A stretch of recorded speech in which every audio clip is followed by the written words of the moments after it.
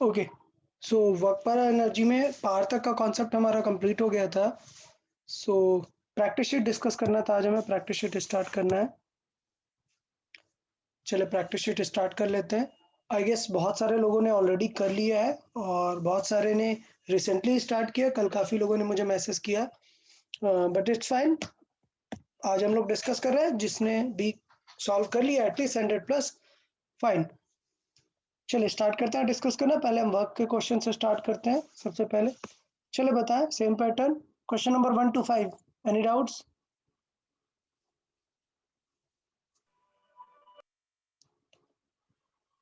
Question 1 to 5।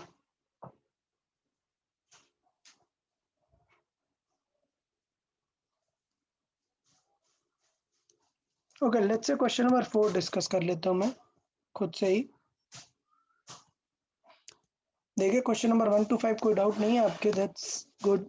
Question number 4 फिर भी हम डिस्कस करते हैं। 4, सो 4 रीड करते हैं। हमें फोर्स गिवन है and it produces a displacement of this. What is the value of x if the work done is 0? So now we know that the things are given in a vector format, so I know that the work done is dot product of f into s. अच्छा, dot product है तो dot हमें करना आना चाहिए। हम dot कैसे करते हैं? आई कैप का आई कैप के साथ मल्टीप्लाई करते हैं, जे कैप का जे कैप के साथ मल्टीप्लाई करते हैं। डॉट प्रोडक्ट तो मैं डायरेक्टली कर लेता हूँ। 6 इंटू 2 क्या हो जाएगा? 12 माइनस, बिकॉज ये प्लस है ये माइनस है, कितना हो जाएगा? 2 इंटू 3 6। देन ये -3 है और ये +x है, तो क्या हो जाएगा? -3 into x, that will be 3x। And now we know that the work done is 0, so simply we can solve then. So it will be 6 and 3x will be this side, x will result as 2. So simple question है, but just to get momentum कि क्या situation है, हम ऐसे कर सकते हैं। ठीक है, ओके। बताएं अप टू आफ्टर 5 to 10 बताएं, any doubt? 7, 7, okay, 9, 9, 10, 9 and 10, okay. Let's see, question number 7 देख लेते हैं। 7 रीड करें। सो अब पोजीशन डिपेंडेंट फोर्स, देखो दिख रहा है दैट फोर्स एक फंक्शन दिया है। क्या दिया है? Force as a function of X दिया है, साफ दिख रहा है। Force as a function of X दिया है। Acts on a small object of 2 kg, displaces it from this to this, the work done. So मैंने बताया था कि फोर्स यहाँ पर क्या है? वेरिएबल है, इट इज नॉट कांस्टेंट, ये वेरिएबल है। अच्छा, वेरिएबल है तो बहुत ही बढ़िया। हमें वर्क डन फिर कैसे निकालना होगा? इंटीग्रेशन करके निकालेंगे। क्या हो जाएगा? F dot D x. अब मैंने समझाया था, अगर एफ टी का फंक्शन दे देता तो प्रॉब्लम हो जाती है। हमने एक क्वेश्चन डिस्कस किया था, फिर हम डी एक्स के जगह वहां पे क्या करते हैं? डी टी का मल्टीप्लाई डिवाइड करके डी टी लेके आने का ट्राई करते हैं। बट अच्छी बात है कि लिमिट हमें किसकी दी है? एक्स की दी है। कहाँ से कहाँ तक? 0 to 5। तो हमें टेंशन नहीं है बिल्कुल भी। वर्क डन क्या हो जाएगा? इंटीग्रेशन, ये हम अपना f रखेंगे। f कितना है? 7 minus 2x plus 3x square D x, और लिमिट रहेगी 0 to 5 तक की। अच्छा, अब हमें इंटीग्रेशन सीखना पड़ेगा। तो यार इंटीग्रेशन देखो रूल वाइज बताते हैं। 7 है और dx तो सबके साथ में ही रहेगा, अंदर मल्टीप्लाई कर सकते हैं, तो इट इज लाइक 7 dx। मैंने समझाया कि नंबर का इंटीग्रेशन नहीं होता है, वो बाहर आ जाएगा। तो 7 तो बाहर आ गया, लेकिन ये जो dx है, अकेले dx का क्या इंटीग्रेशन होता है? x। बेसिकली डिफरेंशिएशन और इंटीग्रेशन कैंसिल हो जाते हैं एक दूसरे से, और आ जाता है dx का इंटीग्रेशन x। तो पहला आंसर क्या हो जाएगा? 7x। फिर किसका डिफरेंशिएशन है? -2x का। -2x का डिफरेंशिएशन है, तो बताया यार -2 का तो नहीं होगा, x का होगा। x का क्या होगा डिफरेंशिएशन? बताया अगर dx के साथ कोई x आ जाता है तो उसकी पावर चेक करते हैं और पावर एक ऐड कर देते हैं। मतलब अगर पावर n है तो हम करते हैं n+1 और सेम नंबर का डिवाइड भी करते हैं। तो अभी x है, मतलब पावर कितनी है? 1, तो हम 1 ऐड कर देंगे तो क्या हो जाएगा? x square by 2। तो ये 2 और 2 तो कैंसिल आउट हो जाएगा ना, तो इसका इंटीग्रेशन क्या आएगा? चलो मैं पहले लिख देता हूँ, -2 तो रहेगा ही, और x स्क्वायर बाई 2 आ गया इंटीग्रेशन, प्लस 3 तो रहेगा ही, x स्क्वायर है, पावर 2 है, तो उसका इंटीग्रेशन क्या होगा? पावर 3, x पावर 3 बाई 3, और लिमिट कितनी है? 0 to 5। तो अभी सॉल्व कर देंगे और लिमिट रख देंगे। सो 7x, अभी देखो ये 2 कैंसिल और 3 कैंसिल, क्या आ जाएगा? 7x minus x square plus x cube, और लिमिट है 0 to 5। लिमिट कैसे रखते हैं, पहले 5 रखेंगे फिर 0, तो 0 तो सबको ही 0 है, वो कैंसिल, सिर्फ 5 वाली लिमिट आएगी। तो 7 × 5 -5 का स्क्वायर प्लस 5 का क्यूब, तो 5 का क्यूब हो गया 125, 5 का स्क्वायर 25, ये 35 मतलब 10, मतलब कितना आ गया टोटल 135 आ गया। बताएं, क्लियर समझ आया सबको? इसमें किसी को कोई डाउट है तो बताया यार, रिगार्डिंग इंटीग्रेशन और एनी अदर थिंग। इसमें कुछ भी डाउट हो तो बता दो यार। ऐसा कुछ नहीं, मैं कोई क्वेश्चन एक्सप्लेन करता हूँ, उसके बाद भी अगर नहीं समझ आया तो पूछ सकते हो, ऐसा नहीं कि सर ने एक्सप्लेन कर दिया तो पूछना नहीं है, फिर पूछ सकते हैं हम कभी भी। चलो क्वेश्चन नंबर 9 देख लेते हैं। 9 रीड करें। सो 300 joule work is done in sliding a 2 kg block up a rough inclined plane of height 10 metre, work done against the friction हमें बताना है। तो इसका मतलब देखो यार, क्वेश्चन क्या है, फिर से बना लेते हैं। इंक्लाइन प्लेन का क्या ये लेंथ दी है 10 मीटर या हाइट दी है, बताओ क्या दिया है 10 मीटर? हाइट हाइट दी है, Height. मतलब ये 10 मीटर है, इसका मतलब क्या डिस्प्लेसमेंट 10 मीटर है क्या? नहीं, डिस्प्लेसमेंट तो ये वाला है, ठीक है। चलिए, तो डिस्प्लेसमेंट है ये वाला। अच्छा, क्वेश्चन ये है कि 2 kg का बॉक्स है और उसका डिस्प्लेसमेंट हमें नहीं पता है, बट हमें पता है वर्क डन कितना आया है। तो यार डिस्प्लेसमेंट कुछ तो करके हमें करना पड़ेगा ना, क्योंकि हमें पूछा है work done against the friction. इसका मतलब क्या होगा, यहाँ पर कितने लोग वर्क कर रहे हैं? एक तो ऊपर ले जाने वाला फोर्स काम कर रहा होगा F, एक कौन काम कर रहा होगा, नीचे की तरफ क्या काम कर रहा होगा, फ्रिक्शन, और एक और वर्क कर रहा होगा क्या, mg sin theta. mg। mg mg mg mg sin sin theta भी लिख सकते हैं, बट हमें फिर mg cos थीटा का निकालना पड़ जाएगा ना, तो इसलिए हम सिर्फ mg लिख के ही सॉल्व करते हैं, बेटर रहेगा। ठीक है, तो अब बताओ कितने टाइप के वर्क डन हो रहा है, किसका वर्क डन पॉजिटिव और किसका वर्क डन नेगेटिव है, बताओ। Force का positive. फोर्स का उसका पॉजिटिव, पॉजिटिव है। डिस्प्लेसमेंट ऊपर ही जा रहा है। और ग्रेविटी का कैसा है,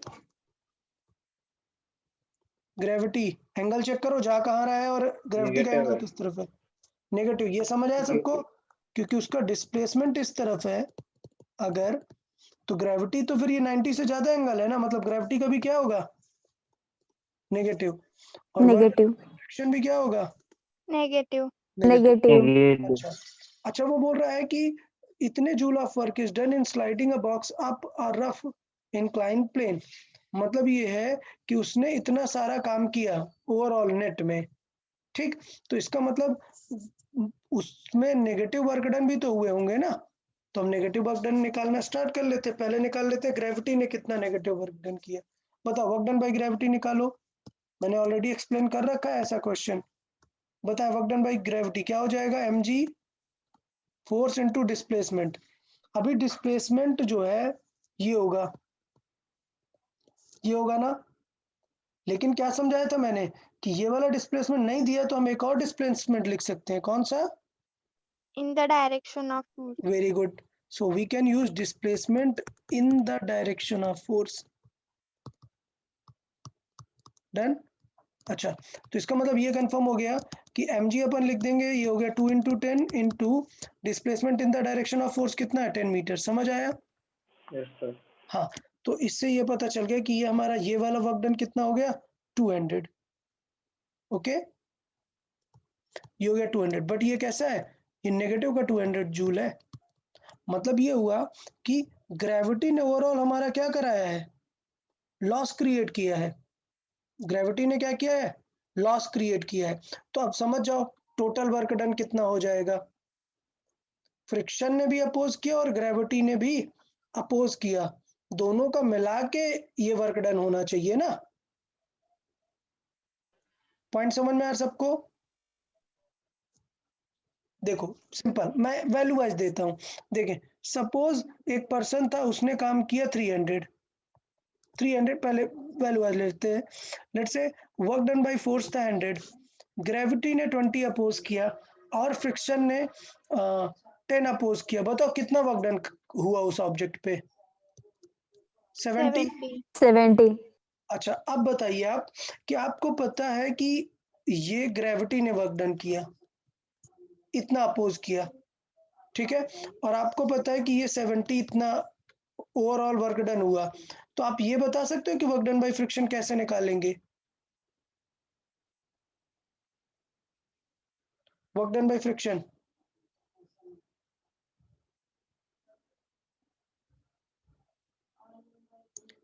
बताएं, बहुत ही कॉमन वैल्यू ना। टोटल वर्क डन हमें पता है, टोटल वर्क डन कितना हो रहा है, 100 हो रहा है, ठीक है।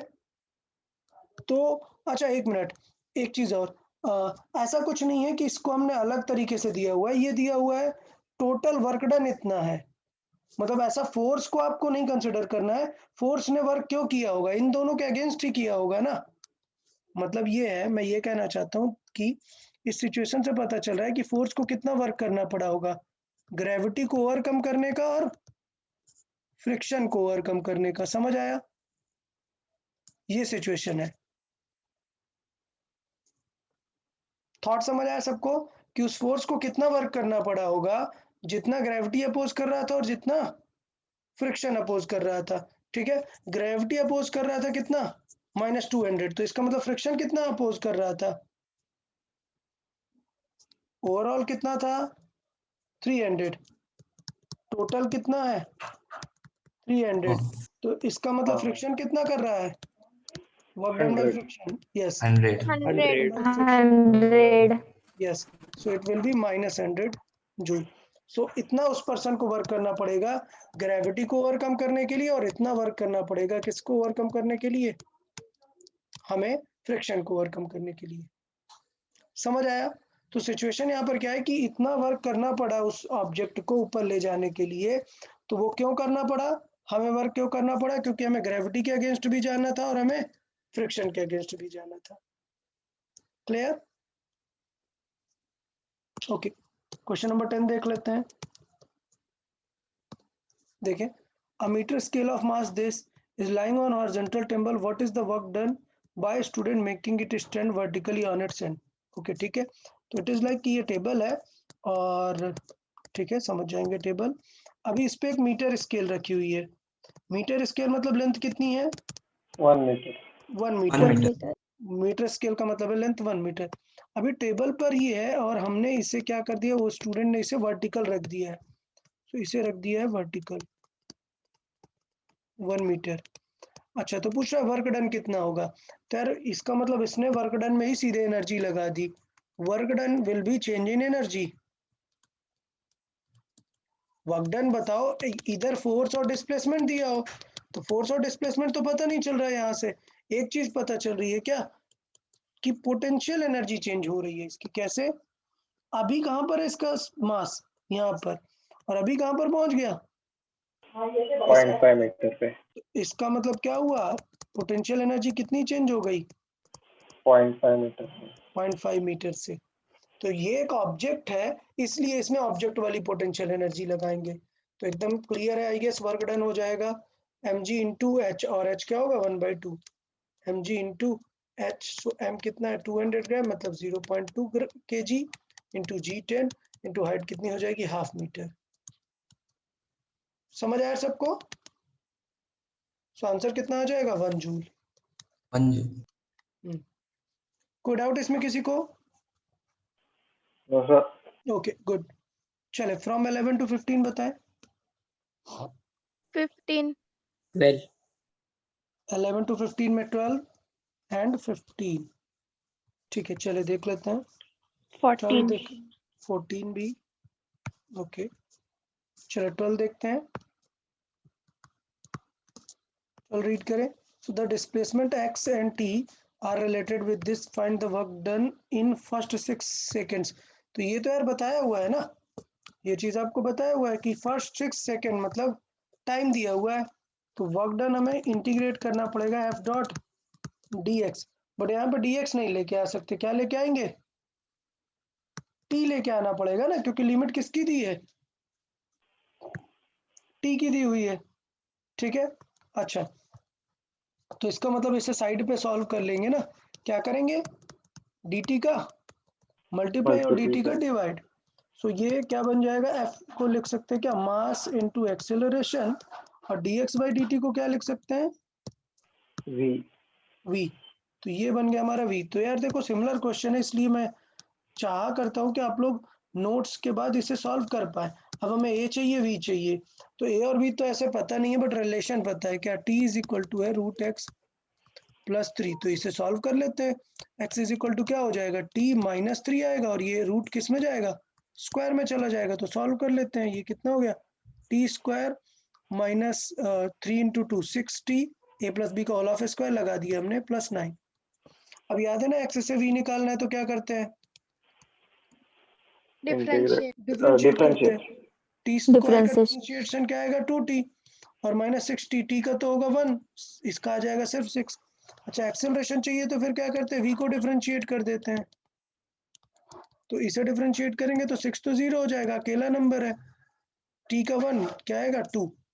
आ गई सारी वैल्यूज, रख दो यार। w is equal to m कितना है, m दिया ही नहीं है यार। The displacement and time of a particle are related with this. Find the work done in first 6 seconds of its motion. Okay कुछ तो गड़बड़ है, m नहीं दिया है, कोई बात नहीं, अपन होल्ड करके रख लेंगे। देखते हैं, m नहीं दिया तो फिर कुछ रखेंगे वैल्यू, चेक करते हैं। तो सिचुएशन क्या हो जाएगी यहाँ पर,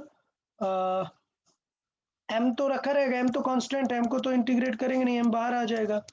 एक्सेलरेशन कितना है 2, स्पीड कितनी है 2t - 6 और ये हो गया dt। लिमिट कहाँ से 0 to 6 सेकेंड।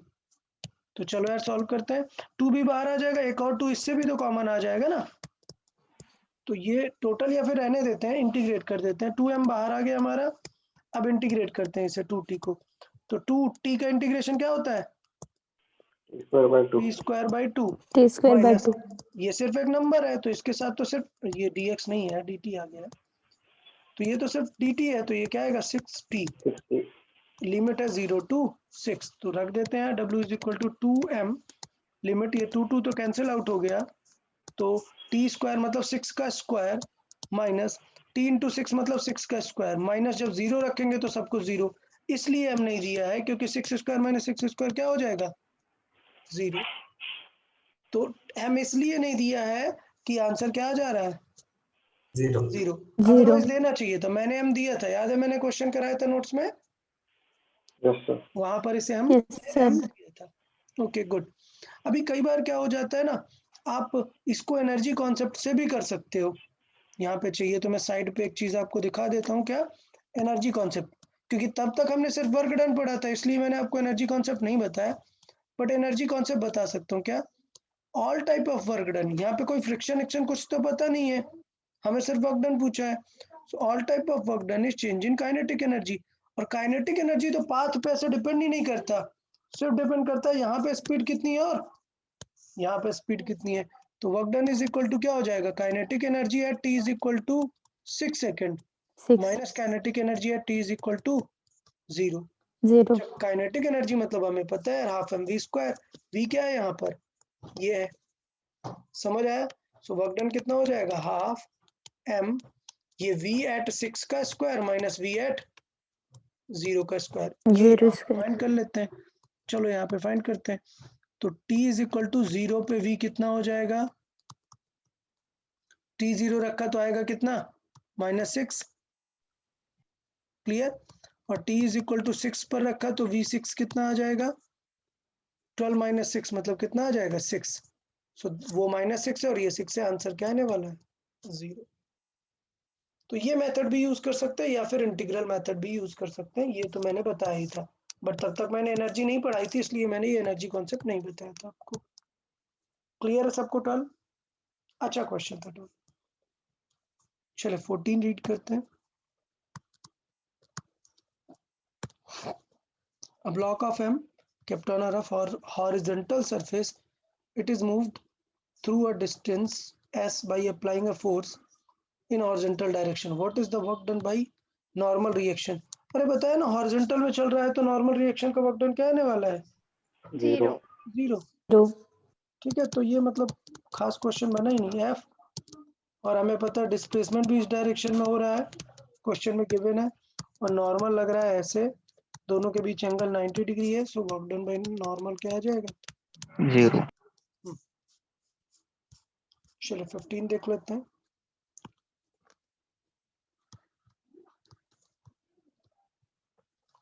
रीड करें।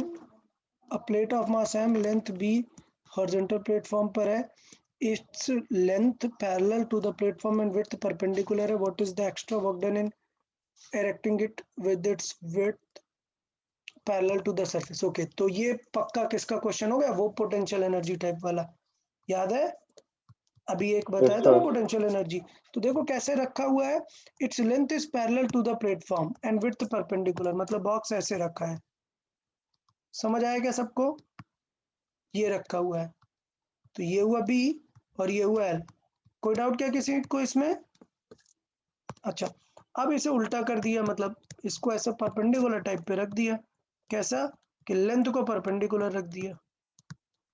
बताओ कहां पर था पहले सेंटर, B by यहाँ 2 पर, sir. यहाँ पर था, और अभी पहुंच गया यहाँ पर, तो यार अब लोकेट करना पड़ेगा ना कि कितनी हाइट ट्रेवल कर ली। देखो अगर मैं देखूं तो फील करिएगा, ये जो हाइट है ये कितनी है, L by 2. L by 2. और ये हाइट कितनी है, B by 2. B by b 2. By 2। तो इसका मतलब ये हाइट समझ गए ना कितनी होगी, h L is equal to minus B by 2. l by 2 minus b B by by 2। B by 2. Clear? तो मुझे लगता है कोई डाउट नहीं होगा, एक्स्ट्रा वर्क डन अब आप लोग समझ गए। The work done will be change in potential energy and that you know mg h it will be, and h we can write with something mg l minus b by 2। Okay everyone? हाँ, तो ये अच्छा question है, but मैंने इसीलिए बता दिया था ये सेटअप की, how to write the potential energy of a extended object. Okay next 16 to 20। 16, 17. 70. 7. 16 18. 17 18 20, 20। अरे यार क्या कर रहे हो भाई, इतने सारे डाउट्स। चले डिस्कस करते हैं। 16, ज्यादा डाउट पूछोगे तो फिर मुझे फास्ट बताना पड़ेगा यार। A box mass this pulled on an inclined plane, pulled up on an incline 12 meter long and 2 meter high by a constant force of this from rest. It acquires a velocity of this on reaching the top. The work done against the friction is। तो यार मतलब ये clear हो गया ना कि question कैसा दिया है कि ये एक इंक्लाइन प्लेन है, हाइट 2 मीटर है, लॉन्ग कितना है 12 मीटर। अभी क्वेश्चन क्या है कि इसको ऊपर लेके जा रहे हैं, तो अब आप फील करो, अब आप फील करो कि हमें पहले क्या था, हमारा था कि work done by that person, that force, वो होगा कि हमें सिर्फ कितना ओवरकम करना था, हमें ओवरकम करना था किसे, ग्रेविटी को और किसे, फ्रिक्शन को, फ्रिक्शन ठीक को। है। बट अब एक और काम है, और एक काम क्या आ गया है कि टॉप पर पहुंच को उसको क्या मिल गई है, एक स्पीड। Velocity. इसका मतलब ये है कि इस फोर्स ने एक और काम कर दिया, क्या दे दिया इसे, काइनेटिक एनर्जी भी दे दी है। काइनेटिक। समझ आया? सो बेसिकली इस बेचारे के पास 3 काम आ गए, क्या क्या, उसने काइनेटिक एनर्जी भी दे दी, फ्रिक्शन से वर्क डन भी करवा लिया, और ग्रेविटी को भी ओवरकम करके ले गया। ठीक, तो ऐसे क्वेश्चन को हम दूसरे ट्रिक से अप्रोच करते हैं तो बेटर रहता है। कैसे? आप एनर्जी चेंज में फील करो, सोचो ऑब्जेक्ट यहाँ पर था, यहाँ पर पहुंच के उसके पास क्या आ गया, Potential energy. पोटेंशियल एनर्जी आ गई, और एक क्या आ गया, Kinetic. काइनेटिक आ गई। Kinetic energy. हाँ, तो इसका मतलब ये हुआ कि किसी हाइट पर जाकर वो टॉप पर जब पहुंचा तो उसके पास पोटेंशियल भी आ गई, काइनेटिक भी आ गई। क्लियर? यहां तक पॉइंट समझ में आया? ठीक है। Yes sir. अब हमें चाहिए टोटल वर्क डन, तो अगर हमें total work done by that force पता चल गया तो हम फ्रिक्शन निकाल लेंगे। समझ आ गया सबको? तो ये वर्क डन बाय जो mg होता है ना, it is nothing but our potential energy. तो अगर आपको वर्क डन बाय mg नहीं निकालना हुआ करे तो आप समझ जाए it is nothing but the potential energy. So देखो वर्क डन बाय फ्रिक्शन कितना आ जाएगा, it will be work done by that force minus, अब वर्क डन बाय mg को मैं सिर्फ क्या लिख दूंगा, potential energy and kinetic energy, दोनों को क्या काइनेटिक करेंगे, एनर्जी। सबट्रैक्ट कर देंगे। तो यार अब ये मैं सॉल्व नहीं कर रहा हूँ, मैं मान के चल रहा हूँ, अब आप लोग समझ गए कि क्या करना है। क्लियर है सबको? फोर्स का Yes, sir. निकाल लेंगे ना, फोर्स किस तरफ लग रहा है, ऊपर कांस्टेंट फोर्स ऑफ ऊपर की 100 डायरेक्ट ऊपर की तरफ लग रहा है, तो इसका वर्क डन हो गया कितना, 1200। क्लियर, 100 इंटू 12 मीटर, ये हो गया हमारा एफ का वर्क डन।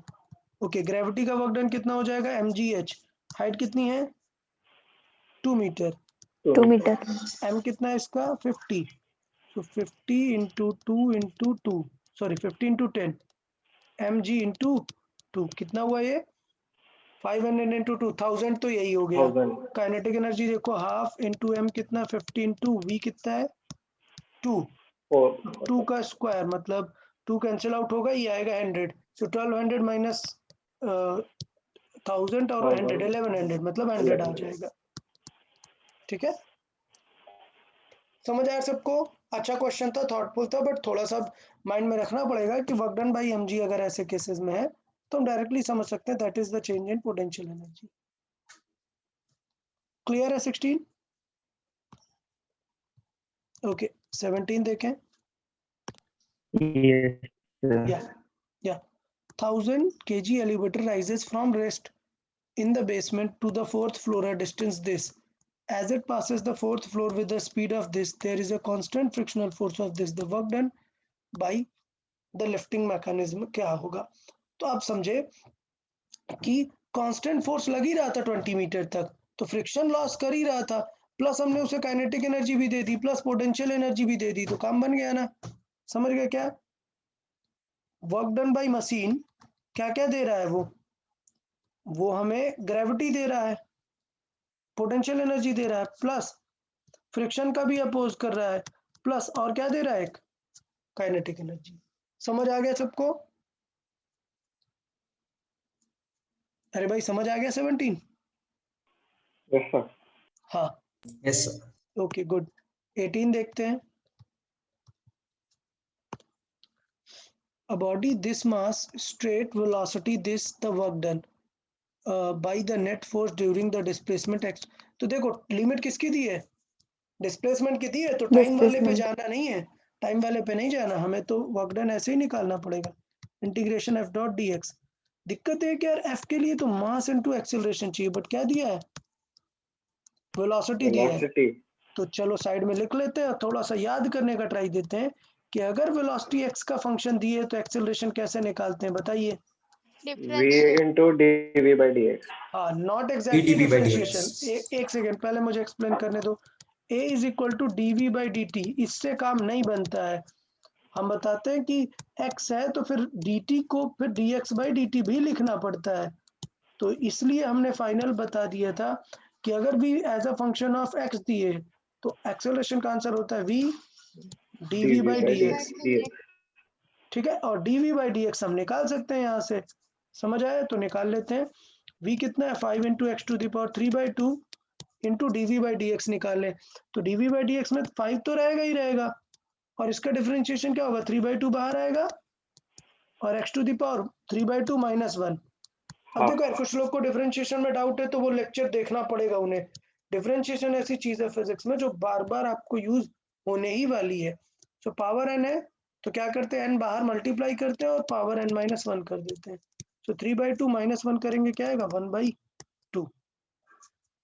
तो इसका मतलब क्या हो जाएगा यार, सॉल्व करते हैं, 5 5 25 इंटू 3 75/2 इंटू पावर मल्टीप्लाई करने में ऐड हो जाएगा, तो ये क्या आ जाएगा एक्स स्क्वायर आ जाएगा।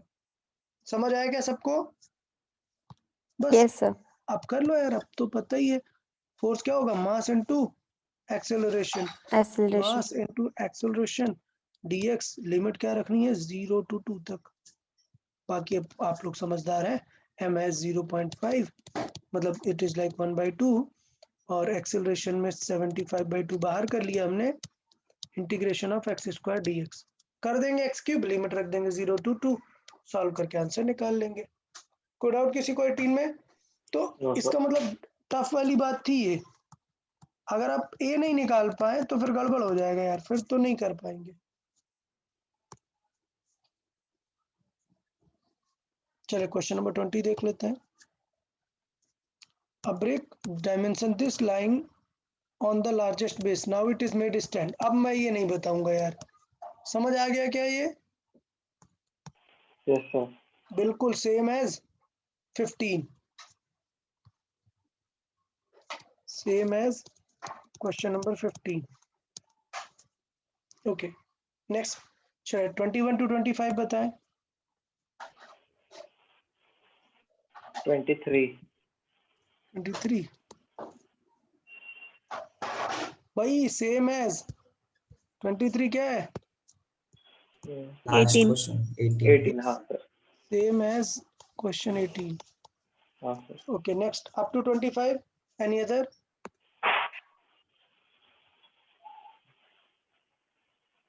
Up to 25. कौन सा 25? ओके 25 देख लेते हैं। देखिए 25 रीड करते हैं। यूनिफॉर्म फोर्स इतना है, act on a particle mass इतना, hence the particle is displaced from this to this. तो पोजीशन दी है ना, अभी ऐसा थोड़े ना है, पोजीशन निकालेंगे ना, डिस्प्लेसमेंट निकालेंगे। डिस्प्लेसमेंट क्या होता है? Final position minus initial position, तो ये तो करना ही Initial. पड़ेगा ना। फाइनल ये है, इनिशियल ये माइनस कर देते हैं।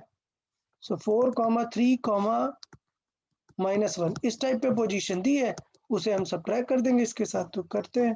तो ये करना क्या है, ये आप लोग समझ ही गए हैं। 4i से i माइनस करेंगे, 4 - 2 क्या आएगा? 2i कैप, फिर 3j, और यहाँ पे तो j है ही नहीं तो +3j रहेगा, फिर -k एंड -k, सो कितना हो जाएगा? -2k। डिस्प्लेसमेंट हमें पता है, फोर्स हमें पता है, वर्क डन निकाल लेंगे। ओके चले 26 to 30 बोलें। 26. 26 30. 28. 27. 27 and 28। ओके चले 26 देखते हैं, रीड करते हैं 26। चलिए, A block this slide down a rough plane, length दी है 1 मीटर, इंक्लिनेशन दिया है, काइनेटिक फ्रिक्शन दिया है, what is the work done against the friction. So बना लेते हैं। कुछ ऐसा क्वेश्चन दिया है कि ये 60 डिग्री का प्लेन है, इंक्लिनेशन, ये लेंथ जो है 1 मीटर है, ये वाली लेंथ, और 2 kg का एक बॉक्स स्लाइड करने वाला है, यही हमें दिया हुआ है। ठीक है, तो हमें पता है म्यू कितना है इसका, म्यू है 0.4। अब मैंने क्या समझाया था फ्रिक्शन में? फ्रिक्शन में क्या समझाया था कि चेक करना है दो चीजें। पहले चेक करना है what is the driving force, तो एफ कितना लग रहा है? वो लग रहा होगा mg sin theta. Done. mg sin theta कितना होगा? 2 × 10 × sin 60 कितना होगा? √3/2, तो कितना आ गया? 10√3। फिर हमने बताया कि मैक्सिमम फ्रिक्शन चेक कर लो। मैक्स फ्रिक्शन कैसे निकालते हैं?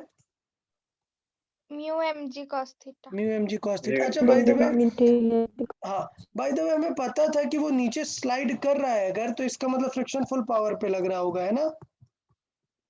अगर रेस्ट पे होता तो फिर मे बी फ्रिक्शन कम लग रहा है, बट अगर वो स्लाइड कर रहा है that means friction is acting to its fullest. तो हमें जरूरत नहीं थी एफ निकालने की, ठीक है, हमें एफ निकालने की जरूरत नहीं थी, बट स्टिल चले कोई बात नहीं।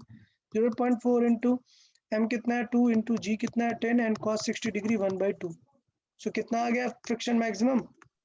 4. 4। अच्छा अभी क्या था, वर्क डन बाय फ्रिक्शन ही तो चाहिए था ना। सो वर्क डन बाय फ्रिक्शन देख ले क्या सिचुएशन हो जाएगी।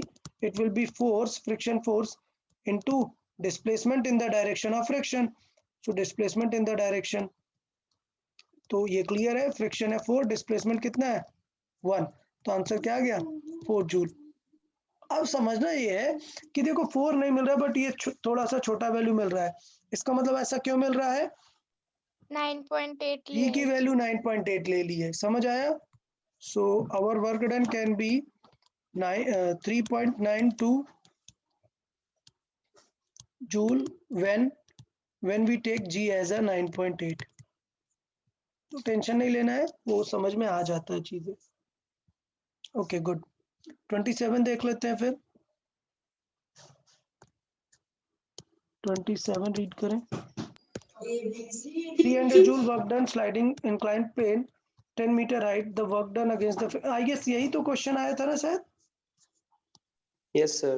सेम एज कौन सा क्वेश्चन था? 9th question. Okay very good यार, याद है तुम्हें। Same as question 9। 28 देखें।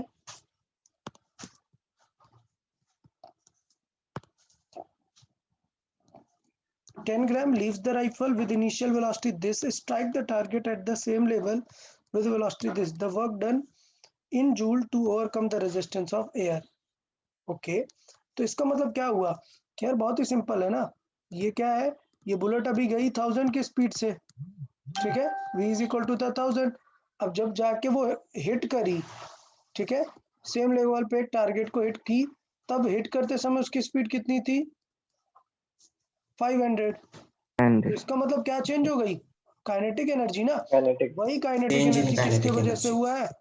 Work done by resistance, air resistance. ठीक है, तो ये तो यार बहुत ही सिंपल था। क्या होगा? Work done by air resistance, वो हो जाएगा change in kinetic Kinetic. Energy. Solve कर देंगे kinetic energy half M we square से। ठीक है, ओके। देखें क्वेश्चन नंबर 30 देख लेते हैं। क्वेश्चन नंबर 30 रीड करें। So a force act on this particle in such a way that the position as a function is given, x given है आपको, and what is the work done during first 4 second. देखो time के function में दे दिया यार, मतलब work done चाहिए कब के लिए? टाइम के फंक्शन में। क्लियर? सो मतलब फोर्स इनटू डिस्प्लेसमेंट, और dx की जगह अब हम क्या लिखेंगे? टाइम चाहिए तो dt बाई dt। क्लियर? और dx बाई dt बन जाएगा v, तो ये हो जाएगा m अलग आ जाएगा, क्या आएगा यहाँ पर? a into v into d t. यार अब साइड में कर लो यार, x पता है, x as a function of t दी है कितना? 3t minus 4t square plus t cube. तो अब इसे डिफ्रेंशिएट करो, v, तो v क्या बन जाएगा? dx by dt। तो देखिए इसका डिफ्रेंशिएशन, 3t का रहेगा 3 माइनस 4t स्क्वायर का क्या आएगा? 8t प्लस टी क्यूब का क्या आएगा? 3t square. फिर एक और बार डिफरेंशिएट कर लो, क्या आ जाएगा? एक्सेलरेशन आ जाएगा। सो ये आ गया dv बाई डी टी, तो 3 तो 0 हो जाएगा, माइनस 8 प्लस 3 इंटू 2 क्या होगा? 6t। ये आ गया। तो यार एक चीज देखो यार, बहुत बड़ा सा बन रहा है ना इंटीग्रेशन इस बार, तो आप समझ रहे हो। m की वैल्यू तो बाद में रख देंगे। एक्सेलरेशन बन रहा है, इट इज लाइक 60 माइनस 8 ऐसा बन रहा है, और ये कितना बन रहा है? ये बन रहा है 3t square minus 8t plus 3 dt। आप समझ रहे हो ये कितना ज्यादा बड़ी वैल्यू, मतलब फंक्शन काफी बड़ा आ गया ना। ओके, तो बताए क्या कर सकते हैं फिर? क्या ADT को DV लिख सकते हैं ना? क्या कर सकते हैं? ADT को DV लिख सकते हैं। Okay okay, A D t को डी वी लिख सकते हैं। वेरी गुड यार, ठीक है, वेरी गुड, बहुत ही फाइन अप्रोच यार, ये सही रहेगा। सिचुएशन क्या है कि अगर हमें ये पूरा इतना इंटीग्रेट करना है, तो इतना इंटीग्रेट करने की जगह इसका हम एक और सिंपलर वर्जन भी देख सकते हैं ना। एक्सेलरेशन इंटू डी टी अगर हमें लिखा है, तो हमें क्या आ जाएगा? इसको डी वी लिख सकते हैं, बट तब हमें लिमिट किसकी लगानी पड़ेगी? v की ही लिमिट लगानी पड़ेगी। आप समझ रहे हो? फिर आप ये नहीं कर सकते हो कि 0 to 4 लगा दो, क्योंकि अभी 0 to 4 क्या है? टाइम है। लेकिन जब आप dv लिखोगे तब आप 0 to 4 नहीं लगा पाओगे, आपको dv निकालनी पड़ेगी। ठीक है, तो इससे बेटर अप्रोच मैं बताता हूँ। याद आ रहा है किसी को? मैंने पीछे वाले क्वेश्चन में बताया था सेकेंड मेथड। अरे बताओ यार, प्रीवियस एक क्वेश्चन में सेम सेकेंड मेथड बताया था। क्या करना होगा?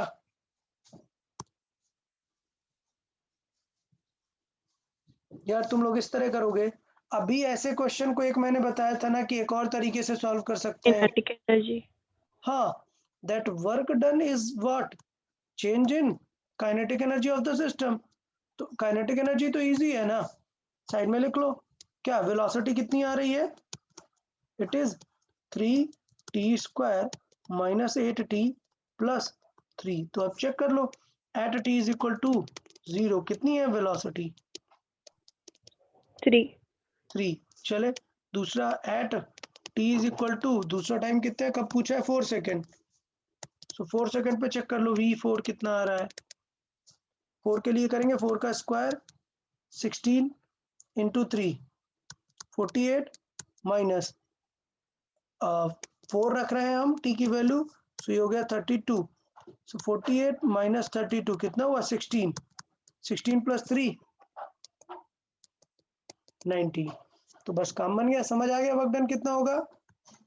हाफ m v4 का स्क्वायर माइनस v0 का स्क्वायर। कोई डाउट किसी को?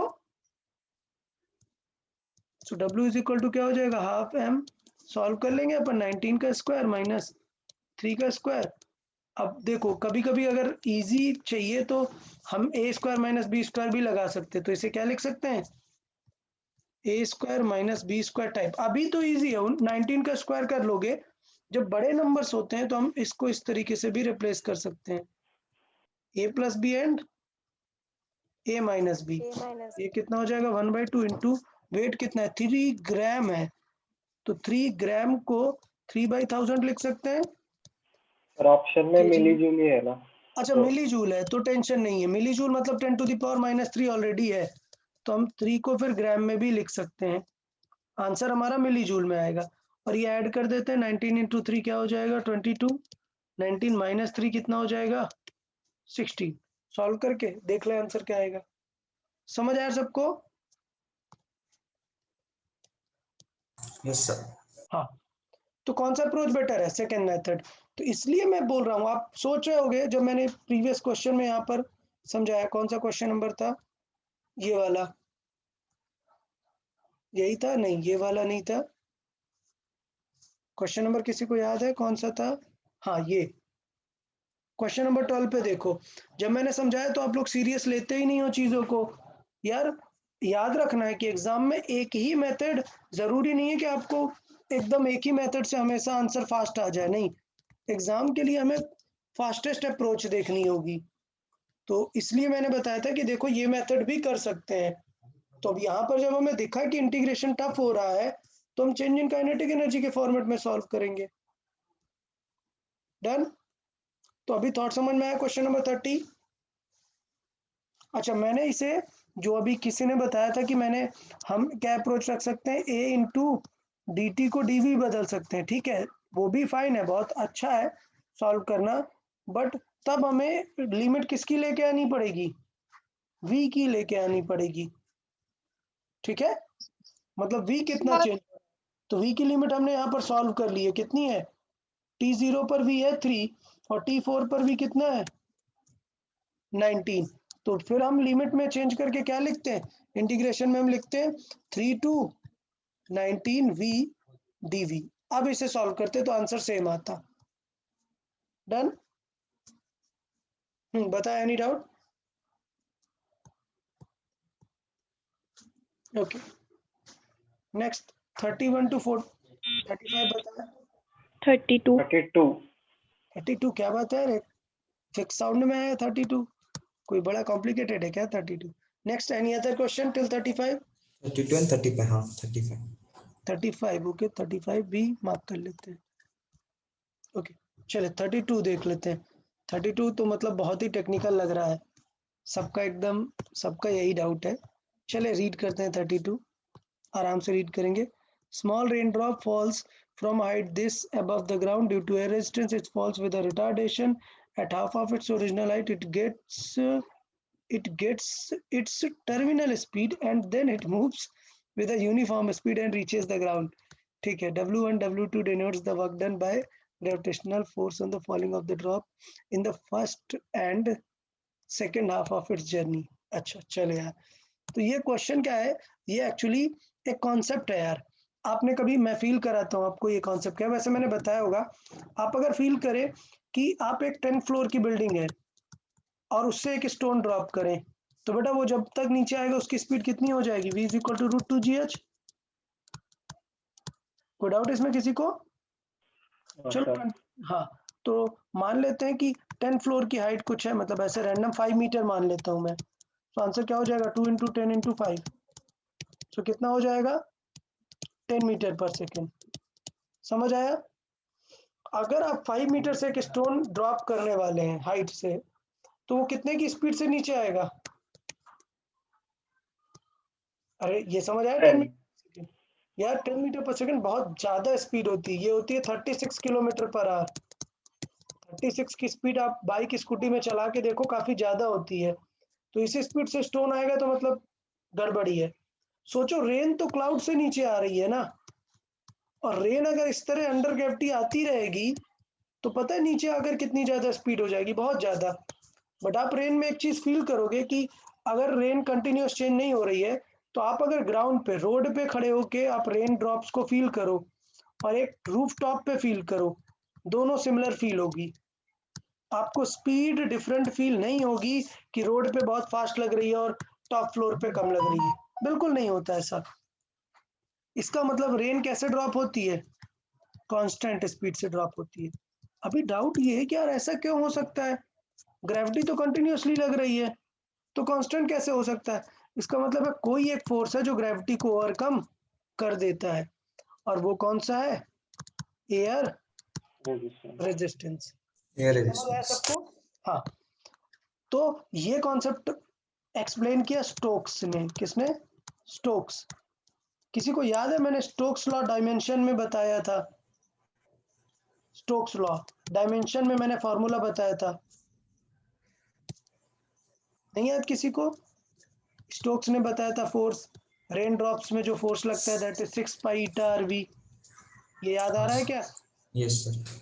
हाँ, that is the force of Stokes law in air और in any other liquid on small drops. ठीक है, तो ये पूरी सिचुएशन मैंने आपको एक्सप्लेन की कि क्यों ऐसा होता है। इस क्वेश्चन से उसका ज्यादा रिलेशन नहीं है, ठीक है, बट आपको ये समझना है कि इसका ये पॉइंट रहेगा।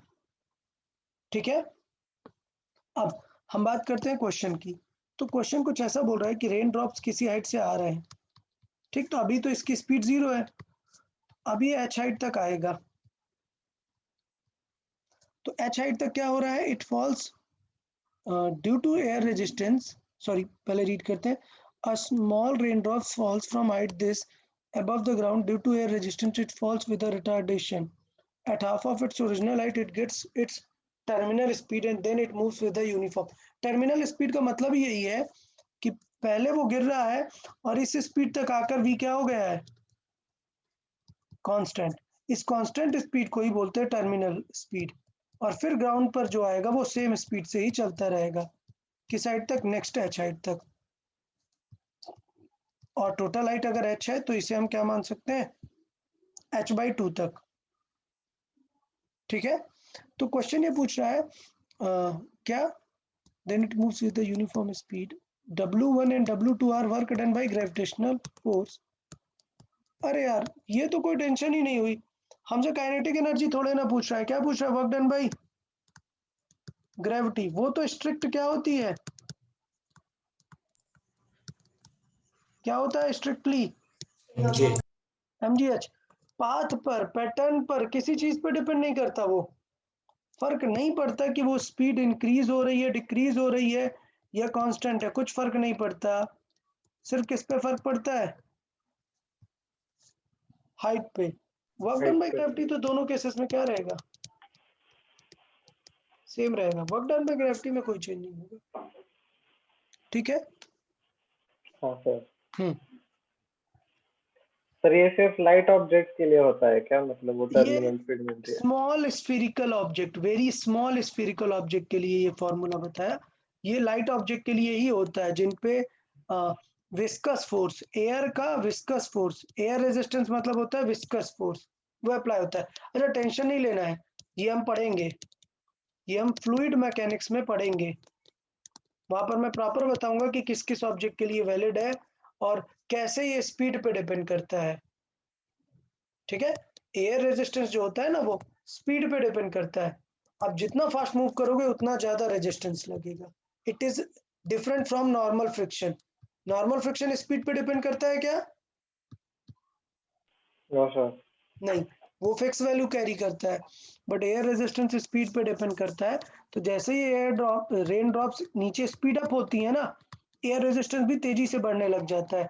तो पहले ग्रेविटी लग रहा होता है, ग्रेविटी उसकी स्पीड बढ़ाता है, फिर तुरंत एयर रेजिस्टेंस उसको जैसे स्पीड बढ़ जाती है ज्यादा एयर रेजिस्टेंस रख के उसे ओवरकम कर लेता है। चलो वापस आते हैं, क्वेश्चन नंबर 35 देखते हैं।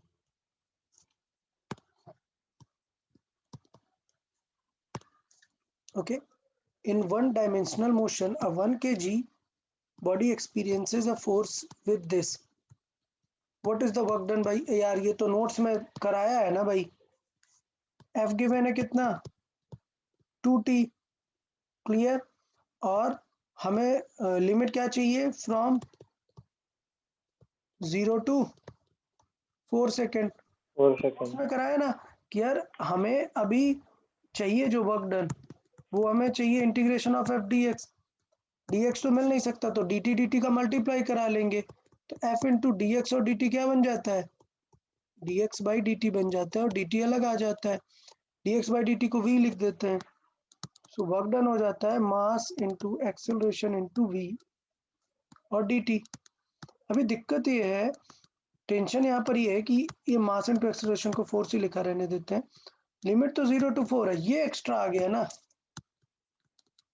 तो ये फाइंड करते हैं ना, एफ अगर दिया है तो उससे वी निकाल ही सकते हैं ना। तो ये यस मैंने सर। नोट में भी ये चीज करा दी थी कि एफ हमें पता है 2t, तो एफ को क्या लिख सकते हैं? Mass into acceleration that is 2t, और मास कितना है? 1 kg। सो 1 इनटू एक्सेलरेशन इज 2t। अब हमें इसे इंटीग्रेट करना पड़ेगा ना, तो to find v, to find v क्या करेंगे? इंटीग्रेट करेंगे ना एक्सेलरेशन का। ठीक है, तो क्या आ जाएगा 2t का इंटीग्रेशन? ठीक है, इंटीग्रेशन क्या आएगा? T square by 2।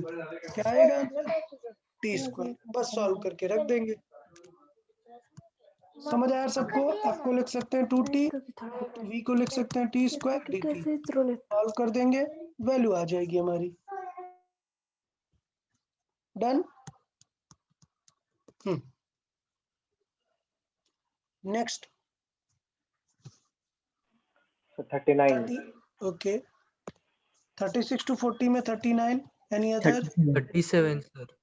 37। चले देख लेते हैं। When a spring is stretched through distance x, it exerts a force this. Find the work done when the spring is stretched from this to this. ये तो यार मतलब बात ही नहीं हुई ना यार। ये तो वही क्वेश्चन है जैसा हम नॉर्मल करते हैं। लिमिट्स डालना है बस। एफ इंटू डी एक्स है और डी एक्स का 0.1 से 0.2 तक डालना है। ठीक है, क्योंकि एक्स तो डिफॉर्मेशन ही रहेगा ना हमारा। समझा? तो लिमिट डालना आपको आता है ना, पहले हायर वैल्यू फिर लोअर वैल्यू, और इसका इंटीग्रेशन आपको करना है यार। ठीक है, समझे यार? इतना कुछ इसमें है नहीं। -5x है और -16x³ है, इनका हमें इंटीग्रेशन करना है और लिमिट रख देना है। तो इनका इंटीग्रेशन x का हो जाएगा x² 2, 5x² 2 -16x power 4/4 x³ का हो जाएगा। लिमिट रखेंगे 0.1 to 0.2। तो लिमिट का मतलब होता है पहले अपर लिमिट फिर लोअर लिमिट। सो माइनस मैंने कॉमन ले लिया, देखो माइनस हमने कॉमन ले लिया, ये आ गया कितना? 5/2 इंटू 0.2 का स्क्वायर माइनस फिर 16 से 4 कैंसिल आउट हुआ, 4 इंटू 0.2 टू द पावर 4। ये हो गई दो वैल्यूज। अच्छा ये प्लस होगा क्योंकि माइनस हमने क्या लिया है? कॉमन ले लिया है। माइनस 0.1 रख दो, सो 5/2 इंटू 0.1 का स्क्वायर माइनस 4 और 0.1 का स्क्वायर। अब भाई सॉल्व कर दो यार, बस कुछ बचा नहीं उसमें।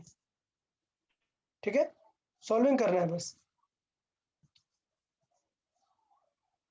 डन है यार, किसी को डाउट तो नहीं ना? 37 ओके, सिर्फ मैथमेटिकल सॉल्विंग है उसमें। 39 देख लेते हैं। चले 39 रीड करें। अ स्प्रिंग कांस्टेंट इतना है is stretched initially by 5 centimetre from unstretched, what is the work done required to stretch it further by 5 centimetre. अच्छा, तो मतलब ये है कि पहले 5 किया और बाद में फर्दर 5 किया।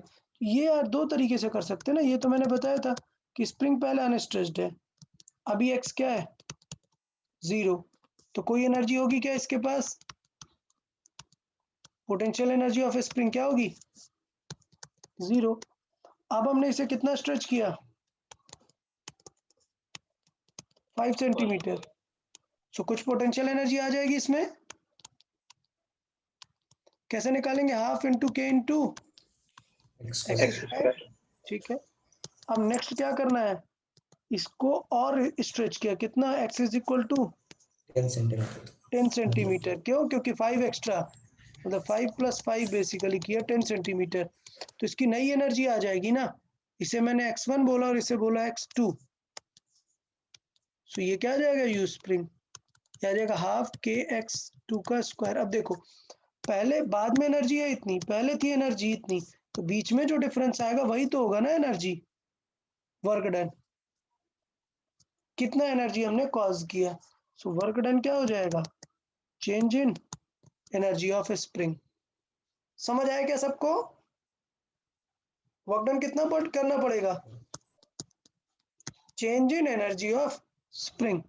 तो बताओ एनर्जी ऑफ स्प्रिंग हाफ के x2 स्क्वायर से x1 स्क्वायर। अच्छा, कुछ लोग क्या करते हैं, बाद में सोचते हैं कि पहले 5 था, बाद में एक्स्ट्रा कितना लाया 5, सीधे लिख देते हैं हाफ के x स्क्वायर में 5 का स्क्वायर। नहीं, ऐसा नहीं है। हम 5 लिख ही नहीं सकते, हम हमेशा कहाँ से लिखते हैं? x स्टार्टिंग से।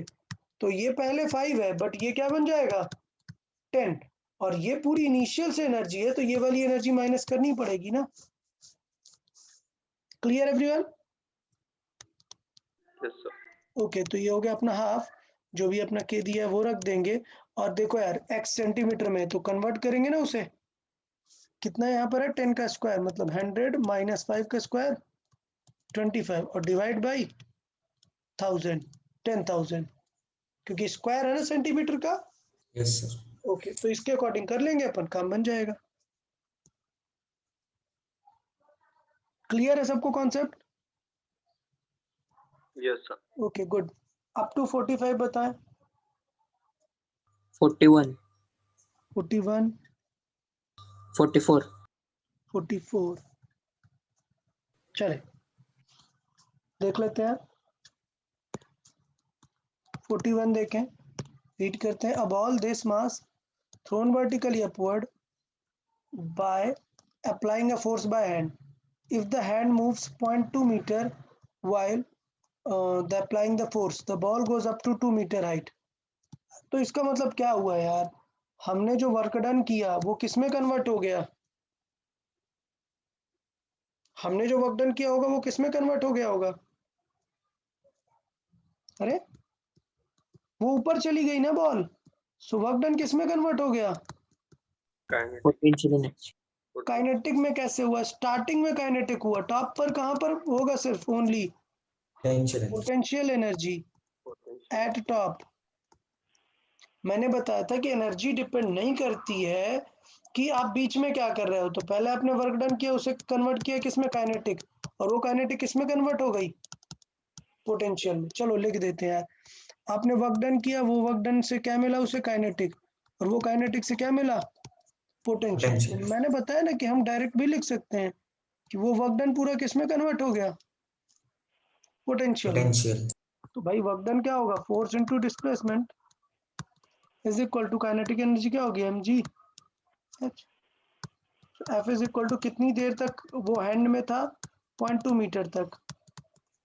एम कितना है? 0.2 kg। जी 10, एच कितना है? 2 मीटर। समझ आ गया फोर्स कितना हो गया? 20। कोई डाउट किसी को?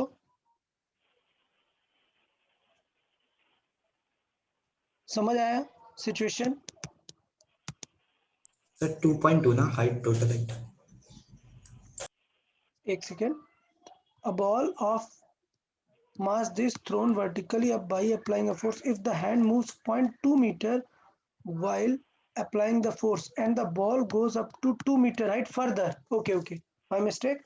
यहाँ पे एक टर्म क्या लिखा हुआ है? The ball goes this much height further. तो इसका मतलब टोटल हाइट कितनी हो गई? 2.2. तो ये हो जाएगा 2.2 into 10, मतलब कितना आंसर आ जाएगा? 22. ठीक है, थोड़ा सा ध्यान रखें.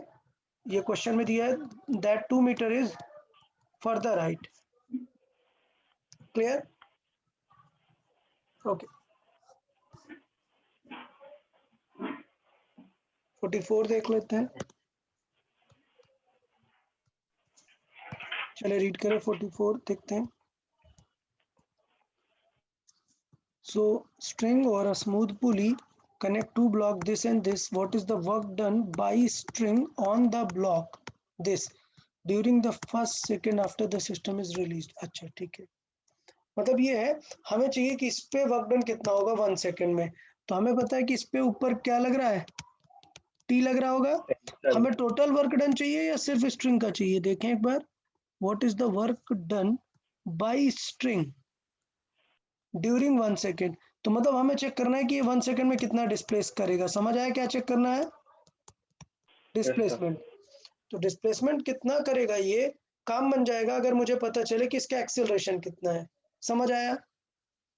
अगर हमें ये पता चल जाए कि इसका एक्सेलरेशन कितना है तो काम बन जाएगा ना.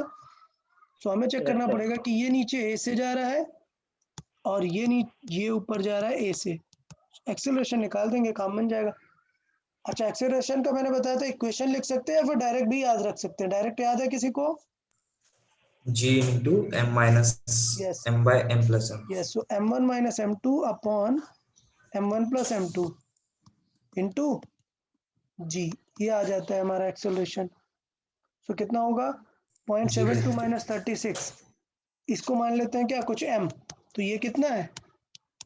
2m. क्लियर? तो ये कितना होगा? 2m minus m, मतलब m बचेगा अपॉन 2m plus 1 कितना बचेगा? 3m इंटू जी. तो एक्सेलरेशन कितना आएगा? g by 3. डन. थॉट समझ आया हमने क्या किया? हमने इसको क्या दिया? ये m है तो ये 2 times m होगा, क्योंकि ये वैल्यूज लिख के थोड़ा सा ऐसा कॉम्प्लिकेट फील होगा ना हमें. यहाँ तक क्लियर है सबको? अब हमें क्या चाहिए? Distance covered. S is equal to क्या हो जाएगा? U t plus half a t square. तो यूटी तो 0 है इनिशियली, तो कोई फर्क है नहीं. हाफ ए टी स्क्वायर कर देते हैं. ए कितना है? जी बाई 3 जितना है. और टाइम कितना पूछा है क्वेश्चन में? During first second. टाइम क्या है? ड्यूरिंग फर्स्ट सेकेंड, मतलब 1 का स्क्वायर. ओके, तो ये कितना आंसर आ जाएगा? जी बाई 6. डिस्टेंस कितनी आ जाएगी? जी की वैल्यू 10 ले लेते हैं. 10 बाई 6 ये मीटर. अब वर्क डन निकाल दो. Work done by tension force क्या हो जाएगा? Tension into displacement. अच्छा, टेंशन भी निकालनी पड़ेगी यार. टेंशन कितनी हो जाएगी? देख लेते हैं. mg. यस. तो अगर हम यहाँ पे साइड पे कर दें तो इक्वेशन हम लिख सकते हैं कि टी ऊपर लेके जा रहा है माइनस एम जी अपोज कर रहा है is equal to M into A. तो टी इज इक्वल टू कितना हो जाएगा? M G plus M A. और ये एम है. जी प्लस ए कितना होगा? ए कितना है? जी बाई 3 जितना. तो ये कितना हो जाएगा? 4g by 3. ठीक है, तो ये हो गया m into 4g by 3 into distance कितनी आई है? g, that is 10. यहाँ पे भी रख देते हैं सबकी वैल्यू. m कितना है? m हमने किसे कंसिडर किया? 0.36 को. m इंटू 4g कितना है? 10 बाई 3 इंटू ये कितना है? 10 बाई 6. सॉल्व कर देंगे, आंसर आ जाएगा. समझ आया सबको?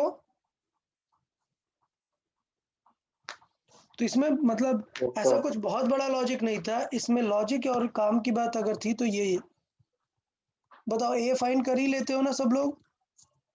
टी भी फाइंड कर लेते हो यार? लॉज ऑफ मोशन में सिखाया ना. ए भी फाइंड कर लेते हो, टी भी फाइंड कर लेते हो. तो सिर्फ टेंशन किस बात की थी?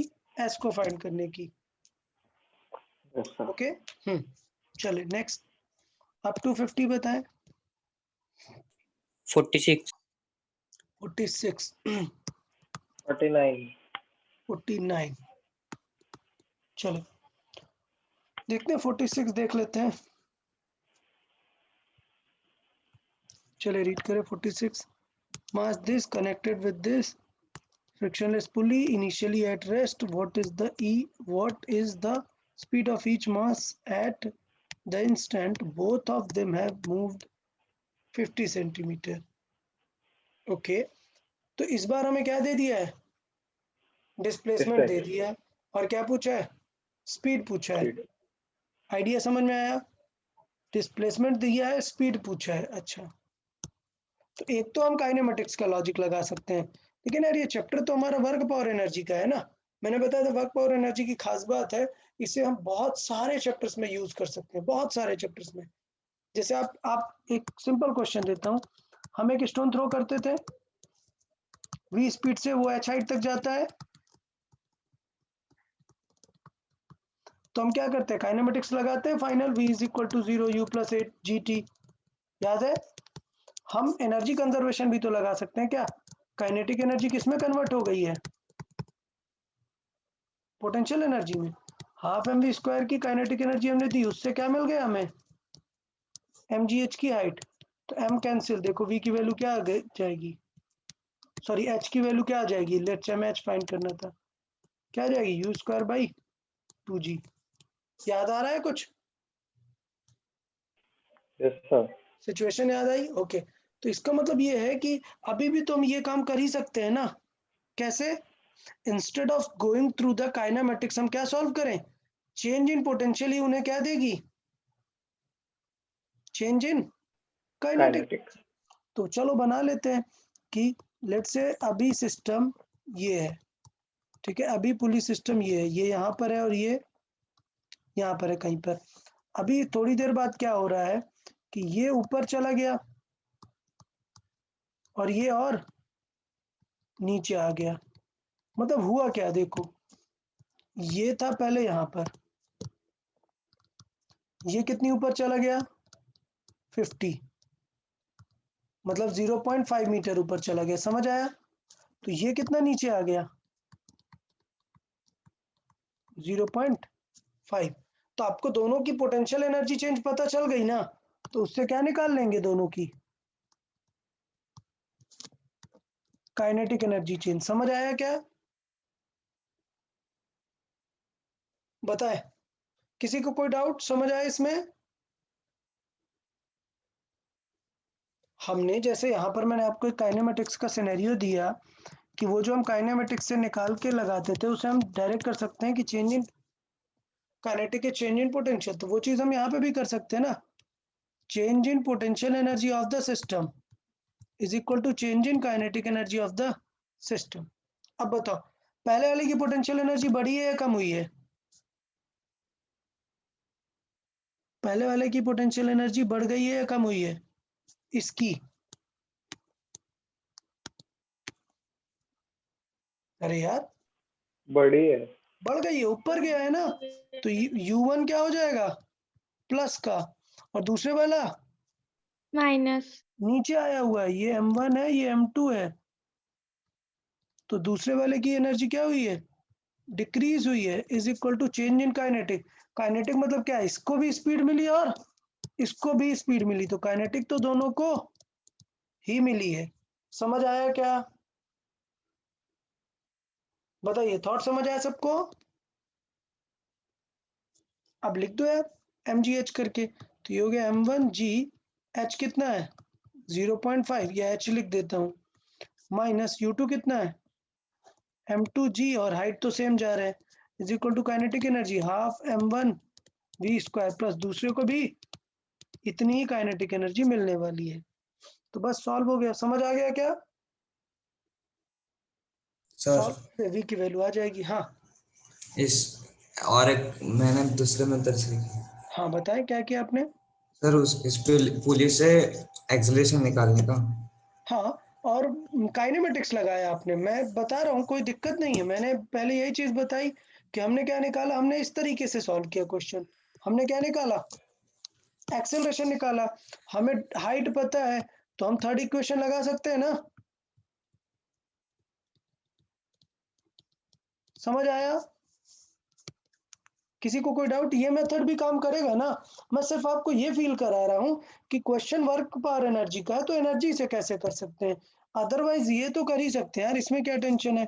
हम पहले क्या करेंगे, फाइंड ए फाइंड करेंगे, ए कर लेंगे हम लोग, और उसके बाद क्या लगा देंगे, v square is equal to u square plus 2as। समझ आया क्या? u तो होगा 0, v की वैल्यू आ जाएगी ना। बताओ किसी को कोई डाउट इसमें? ये मेथड आपको ज्यादा इजी लग रहा होगा, बताएं लग रहा है या नहीं? ए फाइंड करना है और फिर काइनेमेटिक्स लगा देनी है, जो हमने यहाँ पे की थी। हमने यहाँ पर क्या की थी, काइनेमेटिक्स टाइम दिया था, इसलिए हमने टाइम के अकॉर्डिंग डिस्टेंस निकाली। अभी हमें क्या दिया उसने, हाइट, डिस्प्लेसमेंट, तो हमने किसके अकॉर्डिंग निकाला, डिस्प्लेसमेंट के अकॉर्डिंग निकाला। तो ये इजी अप्रोच है, मैं सिर्फ आपको फील करा रहा हूँ कि एनर्जी अप्रोच कैसे लगा सकते हैं। चलिए बताइए, समझ आया या नहीं दोनों चीजें? Yes sir. प्रॉपर ना, कैसे हम काइनेमेटिक्स लगा सकते हैं और कैसे हम एनर्जी अप्रोच लगा सकते हैं, जो एग्जाम में आपको जल्दी समझ में आ जाए वो यूज सर कर। हाँ, और एक बार बता दीजिए। कौन सा वाला? 46। और एक बार मतलब क्या बताना एग्जैक्टली आप बताओ, आपने क्या समझा अभी तक? सर वो आपने h is equal to u square by 2g उधर तक किया, हाँ, सर उसके बाद नहीं ये तो 46 नहीं है, ये तो मैंने एक कॉन्सेप्ट है बताया कि कैसे एनर्जी यूज कर सकते हैं हम इंस्टेड ऑफ काइनेमेटिक्स।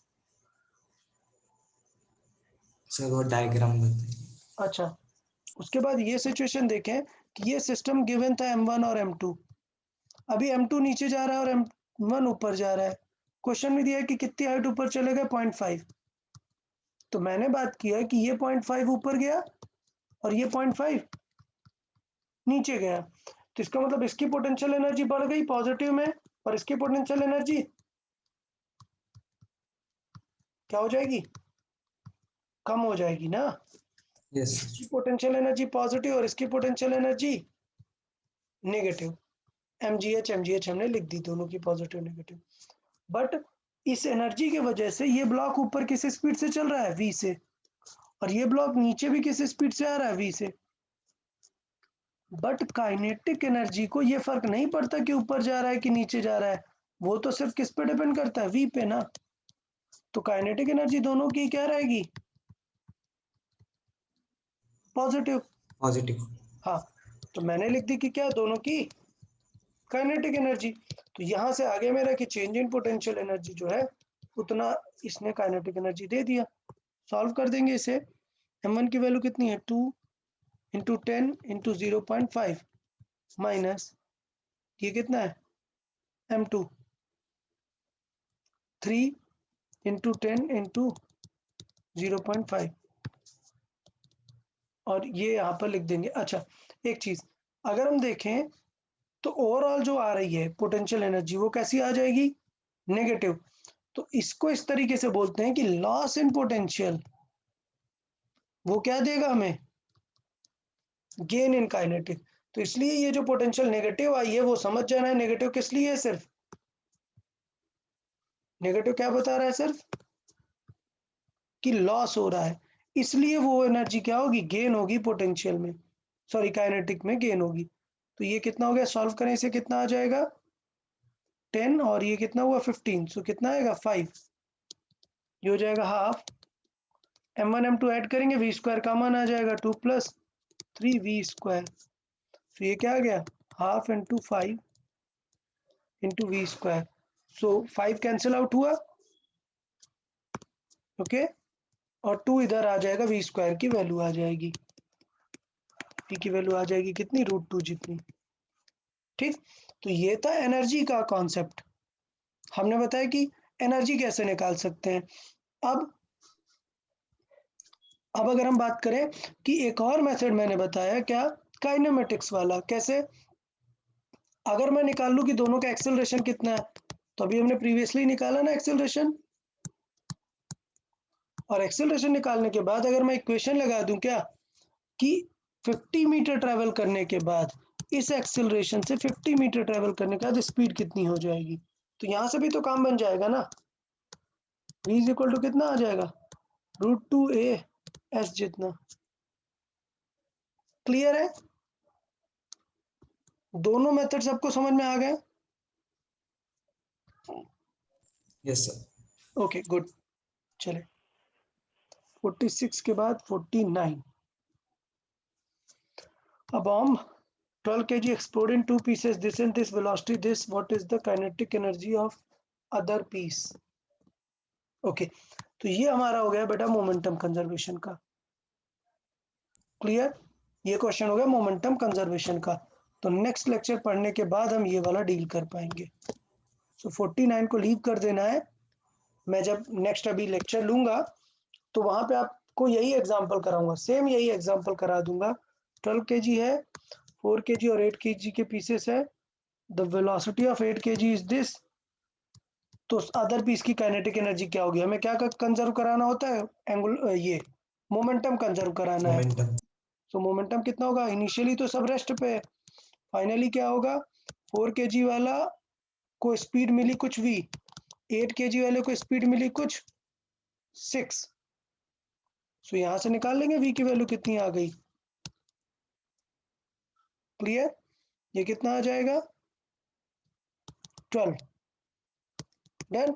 नेगेटिव से क्या बता रहा है कि किस तरफ मिलेगी, अपोजिट डायरेक्शन में। अब काइनेटिक एनर्जी में तो देखते ही नहीं है ना हम, तो काइनेटिक एनर्जी क्या आ जाएगा, हाफ mv²। हाफ मास कितना है 4 kg, स्पीड कितनी मिली उसे 12। क्लियर, सो 12 into 12 144, 2 से 2 कैंसिल, 248, 288 आ जाएगा। 288। ठीक है, तो बता दिया मैंने, बट अभी याद रखना है, ये आगे मैं और डिटेल में इन्हें डिस्कस करूंगा कंजर्वेशन में। चलो 50 to 55 बताए। 54. 55। 54 and 55। चले देखें 54 देखते हैं। 54 देखें तो यार 54 देखो, मैं बता चुका हूँ already, momentum is increase by 50%। तो मैंने वैसे नोट्स में भी और काफी जगह पे ये बताया है क्या। चले फिर से देख लेते हैं, यहाँ पर देख लेते हैं concept. Concept of percentage change. Suppose आपको रिलेशन दिया हुआ है x is proportional to y³। ठीक, अब दो चीजें हैं, if y is changed less than 5% और मोर देन 5%, तो दो अलग तरीके से सॉल्व करते हैं। अगर लेस देन 5% है तो बिल्कुल टेंशन नहीं लेते हैं, पावर का क्या करते हैं, मल्टीप्लाई। सो बोल देते हैं हम percentage change in x, percentage delta मतलब change in x is percentage change in y का क्यूब।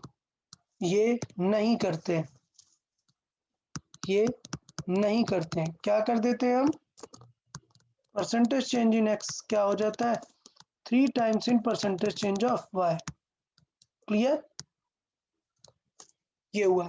दूसरा केस है, अगर मोर देन 5% है तो क्या करते हैं, एज्यूम वैल्यू एज 1। वैल्यू क्या मानते हैं 1।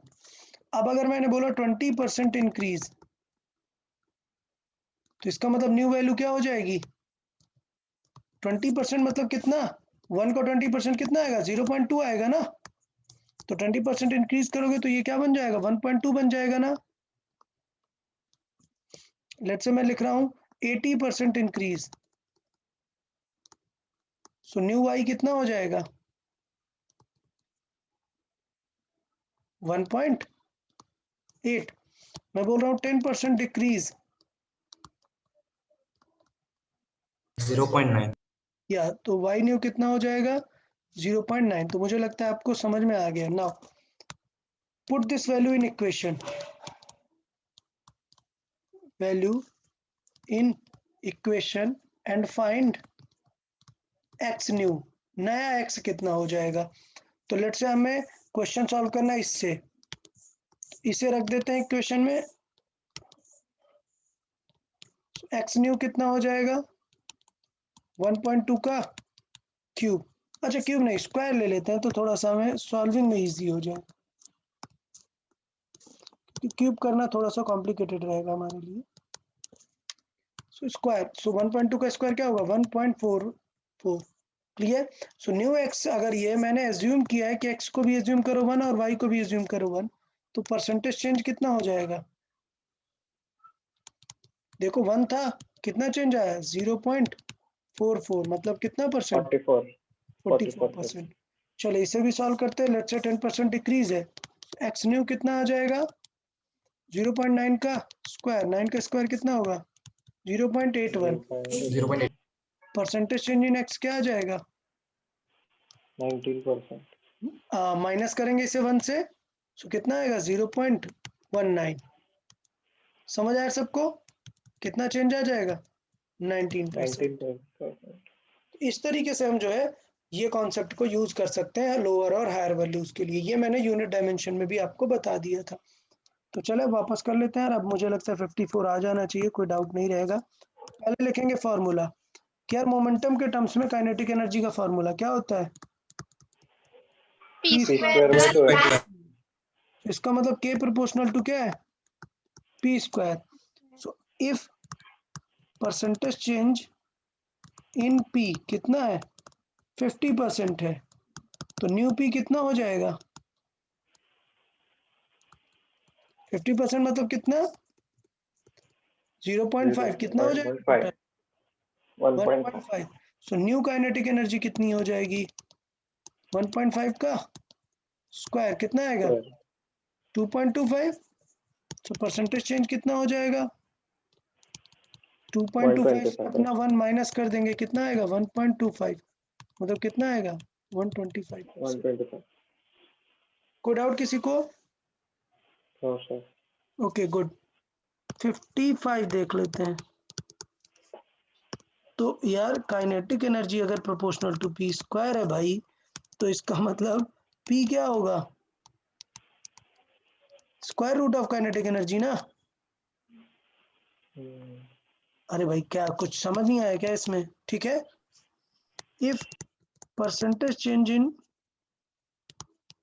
के कितना है 300%, देन न्यू के कितना हो जाएगा, पहले था 1 और 300 400 कितना 3 4 ना, तो टोटल कितना आ जाएगा 4। सो इसका मतलब न्यू पी कितना हो जाएगा स्क्वायर रूट ऑफ 4, कितना आ जाएगा 2। 2 इसका मतलब परसेंटेज चेंज कितना आ जाएगा इन पी 2 है, और अपना 1 हटा लेंगे कितना आएगा 1, चेंज करेंगे 1 मतलब कितना हुआ 100%। 100%। समझ आया आइडिया या नहीं, क्लियर है। Yes sir. Okay good. चले तो अप टू 60 बताएं, till 60 sir 56। 56, any other till 60 58 58। Okay चले देख लेते हैं 56 देख लेते हैं। So a particle m1 moving with v1, another particle m2 moving with v2, both of them have same momentum but if the different kinetic energy, then तो क्या situation होगी। तो यार देख लेते हैं, इसका मतलब क्या है दोनों का मोमेंटम सेम है, मतलब m1 v1 is equal to m2 v2 m2 v2। सही है। अच्छा क्वेश्चन में बोला है कि m1 ज्यादा है, तो भाई अगर इफ m1 ज्यादा है किससे m2 से, तो देन अच्छा एक सेकेंड रुको, अगर दोनों का मोमेंटम बराबर है तो काइनेटिक एनर्जी का मैं formula half M we square use ही नहीं करूंगा। इंस्टेड में क्या यूज करूं? P P square by 2. 2m. तो इफ p कांस्टेंट है, if p is equal to constant है तो सेम है दोनों का, तो p की टेंशन ही नहीं है। काइनेटिक एनर्जी सीधे किस पे डिपेंड करेगा? 1/m पे। 1 by mass. ये m1 m2 लिखने की जरूरत ही नहीं थी, p1 is equal to p2 लिखना है, इज इक्वल टू कांस्टेंट। तो अगर m1 ज्यादा है तो आप समझ गए क्या सिचुएशन हो गई। ओके, Inverse हो जाएगा. Yes, sir. समझा. m1 is K1 greater than small. m2, then yes, then m2 K2 is greater than K1. K2 is greater than K1। अभी क्या होता है कि कंफ्यूजन तब होती है जब हम हाफ mv स्क्वायर को लेके चलते हैं, तो हम समझ नहीं पाते कि यार स्क्वायर करेंगे तब भी कितना फर्क पड़ने वाला है। समझ आया ना? Yes, sir. इसलिए वही डाउट था. आइडिया बहुत ही इंपॉर्टेंट था, इसलिए ये आइडिया बहुत ही इंपॉर्टेंट था कि p कांस्टेंट है तो फिर p वाला फॉर्मूला यूज करना बेटर होगा। समझ आया ना सबको? Yes, sir. Okay good. 58 देख लेते हैं। A stone projected vertically up to reach maximum height h. What is the ratio of kinetic to potential at height of this? तो यार इस तरह वाला क्वेश्चन भी पूछोगे क्या? इसको ऊपर थ्रो किया, u स्पीड से थ्रो किया, कितनी हाइट तक जा रहा है? A by 5h. अरे h तक जा रहा है अभी। हाँ, yes. इसको ऐसा थ्रो किया है कि वो h तक जा सकता है। अब हमें बताना है कि एट हाइट यहाँ पर क्या होगा। कितनी हाइट पर? 3h/5 पर क्या सिचुएशन होगी? तो 3h/5 पर अभी कुछ स्पीड भी तो बचेगी और कुछ पोटेंशियल भी बचेगी। तो पहले देख लेते हैं कि total potential energy is equal to क्या होगी? Kinetic energy. कब? एट टॉप पर। टू द टॉप अगर हम बात करें, अगर हमें टॉप पे जाना है तो पूरी काइनेटिक एनर्जी किस में कन्वर्ट हो गई है? Potential energy. मतलब अगर हमने उसे हाफ m u स्क्वायर दिया है तो वो पूरी किस में कन्वर्ट हो गई है? mg h में। तो यहाँ से एक चीज क्लियर हो जाता है कि वो जो हाइट आई आएगी वो किसके अकॉर्डिंग आएगी? वो आएगी u स्क्वायर बाई 2g के अकॉर्डिंग। अच्छा, हमारा क्वेश्चन है कहाँ पर? एट 3h/5 हाइट पर। तो 3h/5 हाइट पर जो पोटेंशियल है तो बाकी बची क्या हो जाएगी? Kinetic. काइनेटिक। सो Kinetic. एट 3h/5 पर पोटेंशियल एनर्जी क्या हो जाएगी? ये हो जाएगी 3/5 times of potential energy total. हाँ, 3 by 5 mgh. तो अगर हमें पता है कि पूरी पोटेंशियल पूरी काइनेटिक के जितना है, पोटेंशियल एनर्जी 3/5 ऑफ टोटल है, तो रिमेनिंग क्या होगी? 2 by 5 total. हाँ, रिमेनिंग होगी काइनेटिक एनर्जी। तो काइनेटिक एनर्जी हो जाएगी 2/5 ऑफ u टोटल। ठीक है, तो पोटेंशियल अगर 3/5 है तो रिमेनिंग काइनेटिक क्या होगी? 2/5। तो ये जस्ट एक कॉमन सेंस वाला क्वेश्चन था क्या कि what is the ratio of kinetic over potential. So kinetic कितनी है? 2/5 है, पोटेंशियल 3/5 है, सो 2/3 रेशियो आएगा। अगर 2/3 और 3/2 दिखता है ना तो फिर से क्वेश्चन रीड करो पक्का कि पूछा क्या है? काइनेटिक ओवर पोटेंशियल पूछा है, काइनेटिक ओवर पोटेंशियल। तो ठीक है, समझ आया सबको? क्लियर है यहाँ तक? Yes, sir. Okay good. तो ठीक है यार, अप टू 60 हमने डिस्कस कर लिया, उसके बाद हम नेक्स्ट लेक्चर पे अप टू 132 पूरा कवर कर लेंगे। ओके, जिन लोगों ने अभी सॉल्व नहीं किया यार वो सॉल्व कर ले। जब आप सॉल्व कर लेते हो तो फिर बेटर फीलिंग आता है, अच्छे से डिस्कस कर सकते हैं, क्या सॉल्व कर रहा हूँ वो पता चलेगा, और नोट्स भी प्रॉपर रीड करते रहे तो और भी आइडिया क्लियर रहता है। Okay okay then, Bye, sir. Bye Thank you, everyone. sir. या बाय बाय। Bye, sir.